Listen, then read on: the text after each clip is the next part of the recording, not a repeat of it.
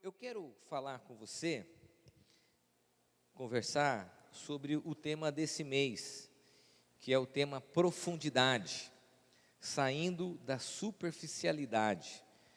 Por que nós estamos propondo esse tema? Assim como todos os anos, no período da quaresma, ou do quaresma, que é esse período de 40 dias que antecede a Páscoa, de preparo, segundo o calendário litúrgico cristão, é um período onde a gente precisa olhar para as práticas espirituais. E nós propusemos esse tema, profundidade, porque é uma característica da cultura atual que as pessoas, eu e você, todos nós, sejam superficiais nas suas experiências. A gente sabe sobre muitas coisas, mas tem pouca profundidade no assunto. A gente tem diversos relacionamentos, mas pouca profundidade nesses relacionamentos. E isso, preste bem atenção, também se aplica à nossa relação com Deus e à nossa espiritualidade. Por isso que nós somos uma geração que tem muito interesse em práticas espirituais, em religiosidade, em práticas religiosas, mas a gente não tem profundidade. Isso não é só uma característica, por exemplo, do cristianismo ou do protestantismo. Pessoas que se dizem religiosas, mas são rasas, não é profundo. E quando eu penso nisso, e aqui já aplicando para a nossa vida, eu percebo que muitos de nós, a gente vive naquele rasinho da fé. A gente só molha o pé, a gente vai talvez até a canela, a gente vai até o raso, e a gente não mergulha, a gente não se aprofunda nisso. A gente não está preocupado num relacionamento mais intenso, mais profundo com Deus. E aí há algumas compreensões equivocadas. A primeira compreensão equivocada é que nós achamos que o profundo, as águas profundas de uma relação com Deus, são os milagres. Então a gente busca locais e lugares com coisas sobrenaturais, porque para a gente esses milagres são as águas profundas. Mas deixa eu dizer para você, a Bíblia diz que não são esses lugares e essas experiências a profundidade da fé. A profundidade da fé, sabe o que é?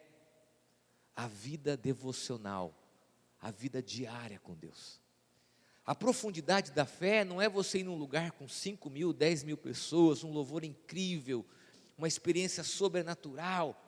Isso é muito bom, marca a nossa vida, ajuda na nossa relação com Deus, mas isso não é a água profunda. A profundidade, sabe aonde está da vida cristã? No nosso dia a dia.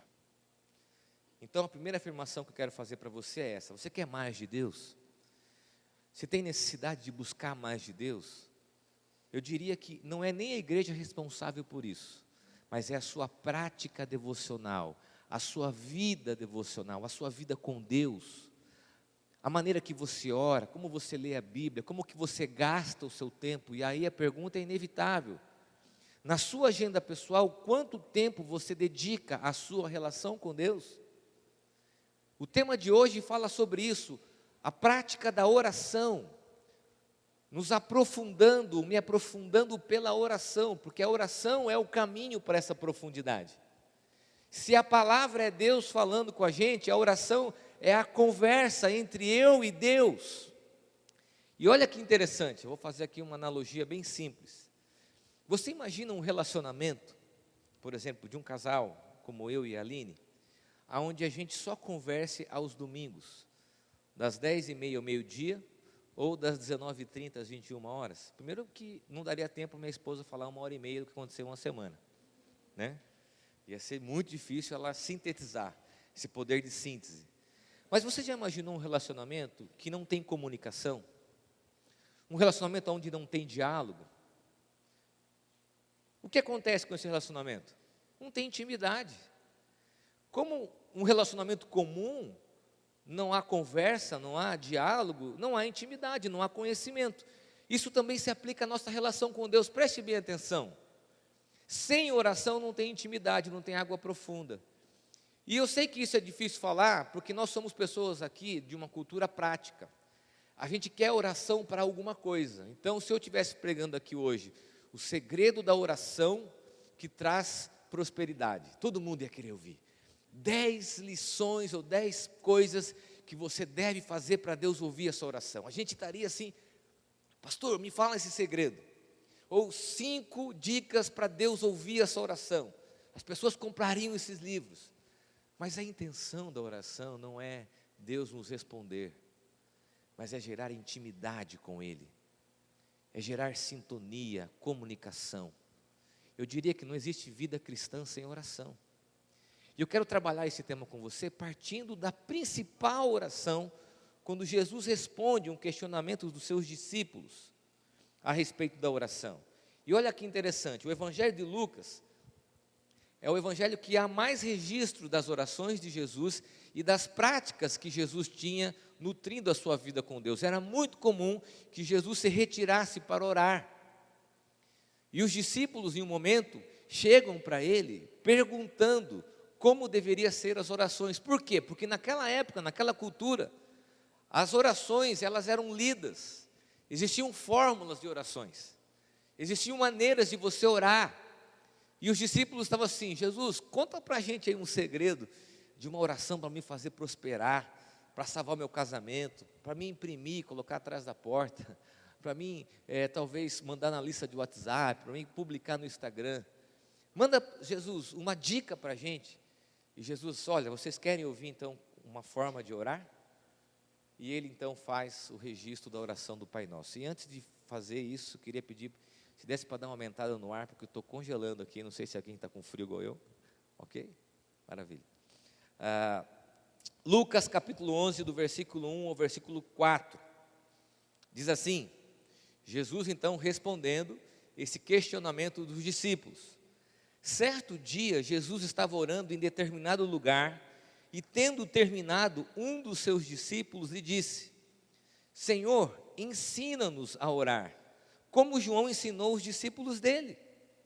E ele lhes disse, quando vocês orarem, digam, Pai, santificado seja o teu nome, venha o teu reino, dá-nos cada dia o nosso pão cotidiano, perdoa os nossos pecados, pois também perdoamos a todos os que nos devem, e não nos deixe cair em tentação. Eu fico imaginando aqui a frustração dos discípulos ao ouvirem essa resposta de Jesus. Porque quando eles fazem referência a João Batista tinha como prática do seu grupo religioso orações líderas, responsivas. Eles olhavam para Jesus se retirando e falavam assim, Jesus ele ora. Eles viam que Jesus saía para orar. Então eles achavam que Jesus tinha algum segredo, que Jesus tinha alguma estratégia e que poderia ensiná-los algo que eles não saberiam, uma fórmula mágica. E Jesus não diz isso. Jesus fala de uma oração que tem alguns elementos importantes nessa narrativa. A primeira delas é que a oração, ela é um aprendizado diário. Preste bem atenção, a oração é um aprendizado diário. É uma prática diária. Nós devemos aprender a orar, ter um tempo para orar. E aqui eu quero tocar uma questão da cultura dos dias atuais que é muito complicada. Eu sei que se eu perguntar aqui que você ora, muitas pessoas vão, claro pastor, eu oro no carro, eu oro ouvindo louvor, eu oro no ônibus, oro no metrô, eu oro quando estou fazendo as coisas. Que bom que você faz isso é muito bom. Mas quando você coloca uma prática espiritual no seu cotidiano, você está moldando essa prática à sua vida. E aqui eu quero contar uma história para explicar muito bem o que eu quero dizer. Eu constantemente converso com os meus filhos. Eles entram no carro, dentro do cotidiano. De manhã eles não conversam, porque eles dormem até chegar à escola, né? Estão dormindo. Chegam lá, mas eu vou buscá-los, eu sempre pergunto, e aí, como foi o seu dia, como foi a aula, foi bom, hein, tal. E geralmente eu ouço uma frase que sempre eles digam assim, pai, eu estou com fome. Essa é uma frase muito comum na adolescência, né? Pai, estou com fome. E você está ali conversando, e como que vai isso daqui, dali, as coisas normais do dia a dia. Nós estamos nos conectando, tem lá o grupo de família do WhatsApp, quem pega esse, quem faz aquilo, o que vai passar, o que vai assistir. Isso faz parte da comunicação do cotidiano normal, da rotina normal de todos nós. Mas tem uma coisa que o meu coração pulsa. É quando um deles, principalmente o mais velho, bate na porta do meu quarto e fala, pai, eu preciso conversar com você. É totalmente diferente das conversas do cotidiano. Embora as conversas do cotidiano sejam importantes, mostrem do dia a dia, É esse tipo de conversa, a conversa olho no olho, que alimenta e que nos ensina. Você entende isso? A minha pergunta é para você: em que momento você faz isso? Que você para e você diz: Senhor, eu preciso conversar com o Senhor, eu preciso falar contigo, eu preciso falar o que está no meu coração. Eu não estou dizendo daquelas orações que a gente faz na hora do almoço, ou aquelas orações que a gente faz para jogar uma partida de futebol, ou para torcer para um time. Essas orações são religiosas. Eu estou falando de uma oração que desnuda a nossa vida diante de Deus. Muita gente quer mais de Deus, mas esse mais de Deus não vem se você não nutrir no seu dia a dia um tempo de oração. E isso é um aprendizado. Uma das coisas que eu mais tenho investido na minha vida é em orar com os meus filhos e pelos meus filhos. Eu gosto de ir à noite lá na cama deles, orar com eles, e eles sabem disso. Eu gosto de pedir para que eles orem por mim quando eu viajo, e quando eu volto eles oram agradecendo. Eu gosto que eles vejam eu orando com a minha esposa, e a gente faz isso. Mas por que isso? Porque é uma prática religiosa? Não, porque a oração é um aprendizado diário da vida cristã. Não uma oração religiosa, com uma linguagem religiosa, mas uma oração que é praticada no exercício do dia a dia. O Richard Foster, ele é um pastor, eu quero indicar a leitura desse livro para você. Ele fala sobre oração, chama Celebrando a Disciplina. Ele diz que orar é aprender a ter a prazer na presença de Deus, satisfação. Não é a religiosidade diz sacrifício, a fé cristã diz prazer. Por isso que Jesus se retirava para orar. Quanto mais oramos, mais profundamente íntimos seremos do Pai. Sabe onde ficam as águas profundas? Na oração. Mergulhando na oração. E isso não é uma prática dos dias atuais.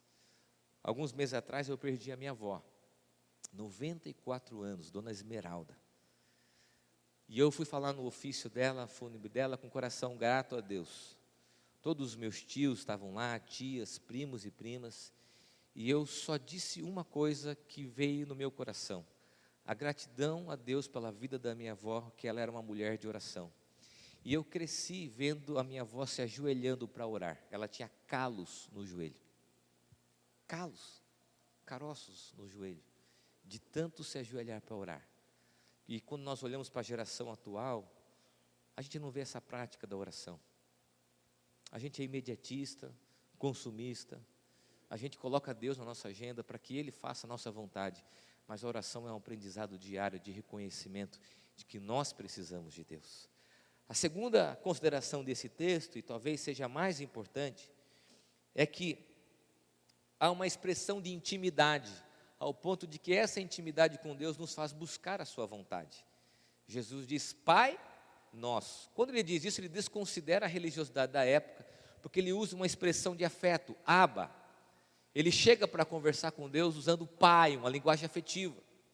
E logo em seguida ao afeto, há o pedido do reconhecimento: seja feita a tua vontade, santificado seja o teu nome, venha o teu reino. Muitas vezes as nossas orações, elas partem da ideia de Deus fazer a minha vontade. Mas a intimidade diz que é Deus que faz a vontade dele sobre a minha vida. Você entende isso? Por que nós devemos orar? A gente ora para compreender a vontade de Deus, para pedir a direção de Deus, não para que as nossas intenções sejam feitas. Uma das coisas mais comuns, eu diria que se eu fizesse uma tabulação no Excel, nos últimos 15 anos de pastorado, 16 anos, pastor, quais são as perguntas mais frequentes que as pessoas fazem para você? Eu diria, a primeira delas: qual é a vontade de Deus? É comum, para o meu namoro, para o meu casamento, para a minha família, para o meu trabalho, para a minha vida financeira. É muito comum a gente chegar: o que Deus quer? A gente se vê nessas situações, a gente procura gurus, procura pessoas, procura alguma mensagem do WhatsApp que chega e você diz: é Deus falando comigo, né? Ou a gente vai lá na Bíblia, fecha a Bíblia, vai lá, põe o dedo, abre a Bíblia e olha: bom, esse versículo não é legal, fecha de novo, tenta de novo. Pois, até aquele texto que você quer e falar: olha, Deus está dizendo o que eu quero dizer. Não. Para a gente compreender a vontade de Deus, precisa ter intimidade. Intimidade vem com oração. Vem com oração. Você quer compreender a vontade de Deus sobre a sua vida? Não tem atalho, é uma vida de oração. Você precisa orar mais. O casal está em dúvida, ajoelhe-se, orem. Não sabe o que faz sobre o seu trabalho? Ore mais. Busque mais a Deus. Lembra de quando talvez na sua vida cristã você fazia isso mais vezes, hoje você não faz? Lembra-se de quando você buscava a Deus intensamente e você parou de fazer isso? Por que eu oro? Eu oro para compreender a vontade de Deus. Eu oro e busco para entender o que Deus quer de mim. Eu vou contar aqui uma ilustração para você tentar fazer essa conexão. Na minha época, eu sei que vocês são mais jovens do que eu, então tranquilo. Existia um negócio chamado dial. Lembra do rádio? Não era digital. Os meus filhos nem sabem o que é um dial. Você tinha um rádio em casa, você tinha um botãozinho lá e tinha uma reguinha chamada dial, certo? Então você tinha que ir lá sintonizar a rádio que você queria ouvir. Você ia sintonizando a rádio e tudo mais. E aí às vezes você precisava de uma tecnologia avançada, que era um pedaço de bombril na antena.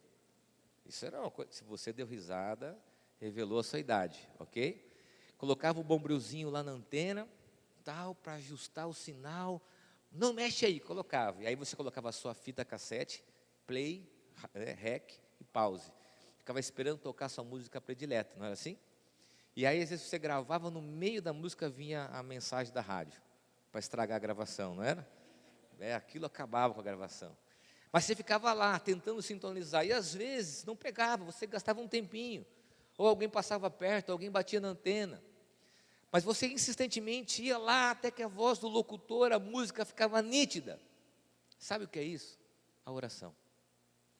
A oração é como um dial que faz a gente sintonizar a vontade de Deus, ter uma intimidade para compreender. Se eu não oro, se eu não busco, eu vou precisar de sinais externos, eu vou precisar de vários bombrios na minha vida para me ajudar a compreender o que Deus já está dizendo e que eu deveria compreender através da oração. Entenda isso. Eu sei que a gente é muito prático, a gente tem dificuldade, porque a gente quer coisas prontas, mas não tem atalho. A oração me leva a compreender a vontade de Deus. Você está em dúvida sobre qualquer área da sua vida? Está aqui uma dica bíblica, essencialmente bíblica. Ore.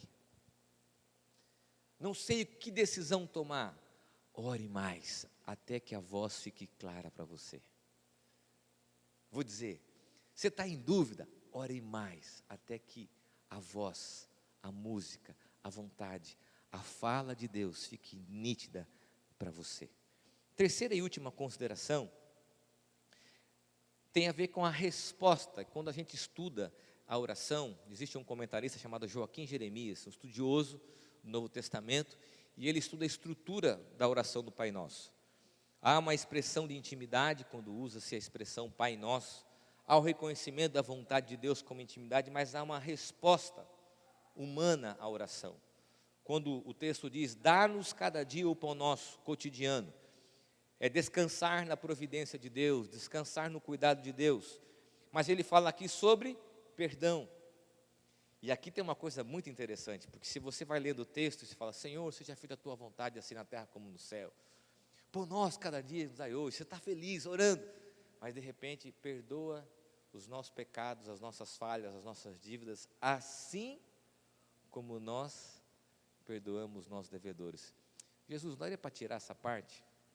Pular um pouquinho? Deletar essa parte do texto? Não, porque à medida que nós conhecemos a Deus como Pai, à medida que nós reconhecemos a vontade dEle, nós nos colocamos constrangidos a isso, para o exercício do perdão. Por isso que a terceira lição envolve uma atitude, a oração envolve uma resposta.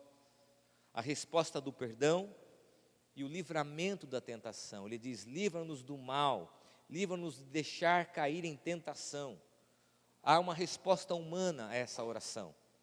E aí eu quero compreender o seguinte aspecto, de que nossa oração não é apenas um belo poema ou um clamor humano, mas é uma resposta ao movimento de Deus. Por que eu devo orar? Porque à medida que eu oro, Deus trata do meu coração. À medida que eu oro, Deus trabalha na minha intimidade. À medida que eu oro, as coisas são tratadas na minha mente e as coisas são expostas àquilo que eu devo fazer. Eu costumo dizer, se você tem dificuldade de perdoar, dificuldade talvez de descansar na providência de Deus, ou dificuldade de lidar com tentações, é porque falta oração, porque à medida que a gente ora, Deus vai ministrando ao nosso coração, Deus vai tratando no nosso coração. Há uma frase do Foster, a segunda e última frase que eu vou citar dele, que diz o seguinte: Deus sempre nos encontra onde estamos e lentamente nos conduz às coisas mais profundas. Qual é o caminho disso? A oração. E aí eu quero terminar essa mensagem, nós vamos participar da Santa Ceia, fazendo um convite para você. Não é uma oração poderosa, embora eu creia que Deus pode fazer todas as coisas. Não é uma oração mágica, porque as pessoas gostam de orações mágicas. Não é uma oração que vai dar a você uma dica para que as coisas se abram, mas é uma oração que vai gerar intimidade com Deus. E isso é uma das principais finalidades da fé cristã, da caminhada cristã, conhecer o coração de Deus. Porque eu oro? Eu não oro para que Deus faça a vontade, eu não oro para que Deus faça a minha vontade. Eu oro para que Deus faça a vontade dEle. E à medida que eu oro mais, eu compreendo essa vontade. Você entende isso? Aí eu quero ler com você juntos, nós vamos ler o Pai Nosso. Nós vamos ler o Pai Nosso, embora tenha um erro de digitação, a grande maioria de vocês sabe de cor. Eu quero pedir a sua ajuda. Nós vamos ler a oração do Pai Nosso protestante. Nós, presbiterianos protestantes, lemos o Pai Nosso como está na estrutura bíblica, sem nenhum acréscimo, ok? E diz assim, vamos orar juntos? Vamos orar calmamente? Pai nosso que estás nos céus, santificado seja o teu nome. Venha o teu reino e seja feita a tua vontade, assim na terra como nos céus. O pão nosso de cada dia nos dai hoje. Perdoa as nossas dívidas, assim como nós perdoamos os nossos devedores. E não nos deixe cair em tentação, mas livra-nos do mal, pois teu o reino, o poder e a glória para sempre. Amém. Feche os teus olhos, coloque o seu coração diante de Deus. Queria pedir que o Junão viesse aqui à frente, a Bruna. O Silas também está aqui, para a gente participar da ceia do Senhor. Caio, eu queria que você orasse, dizendo, Senhor, me leva às águas profundas, para compreender a tua vontade. Eu sei que talvez muitas pessoas aqui estão confusas, muitas pessoas estão desorientadas, querem mais de Deus, querem mais intimidade com Ele. Não há outro caminho que não seja oração. E a pergunta que eu te faço é, quanto tempo você tem gasto em oração? Você ora pelos seus filhos sabem disso, veem você orando, você ora na sua casa, você ora junto com o seu marido, com a sua esposa, com o seu companheiro, com a sua companheira. A oração é uma prática da sua vida. Se você não tem isso como prática, eu sinto dizer a você, mas você está no raso. Você precisa ir para águas mais profundas, e à medida que nós nos aprofundamos nessas águas, Deus trabalha no nosso caráter e no nosso coração. À medida que nós nos aprofundamos, Deus vai trabalhar a nossa personalidade, os nossos valores. À medida que nós nos aprofundamos, Deus trata de nós. E aquelas situações que a gente vê como situações que não podem ser mudadas, aquele perdão impensável, aquela restauração que você acredita que não mais vai acontecer, talvez a oração seja o caminho. A oração seja o caminho. Situações que você olha e você não imagine que possam mudar, talvez a oração seja esse caminho, e o reconhecimento da vontade dEle. Pai, nós reconhecemos a Tua vontade, nós reconhecemos que o Senhor é o nosso Pai, Pai nosso, Pai de cada um que está aqui. Reconhecemos a Tua soberana vontade e nos descansamos e nos colocamos debaixo dela, dizendo, Senhor, seja feita a Tua vontade. Ainda que essa vontade doa, ainda que essa vontade seja contra os nossos desejos, nós dizemos, seja feita a tua vontade. Ó Senhor, nós também queremos responder a isso. Livra-nos da tentação de termos o controle da vida e perdoa os nossos pecados, assim como nós perdoamos, ainda que de uma forma muito difícil, aquele que nos tem ofendido. É o que nós oramos, ó Pai, no nome de Jesus. Amém.